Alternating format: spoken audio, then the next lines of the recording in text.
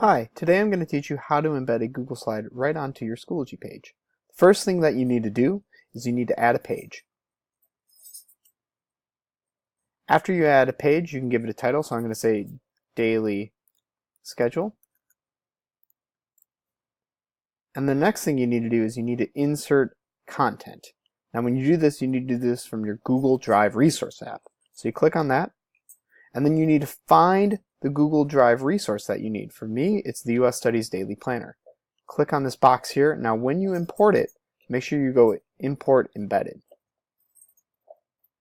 For now, it will show up as this yellow box, but once we click Create, it will not show up as that anymore. To have it show up so students don't have to click on anything else, you can click on this little box right here. So it will display in line. Then press Create. Once you do that, you will see that your daily schedule is right there.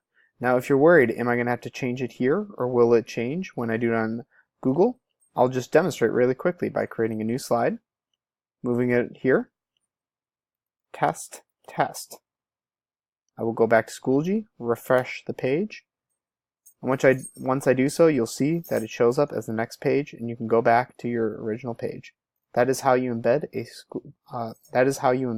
a Google slide right into Schoology.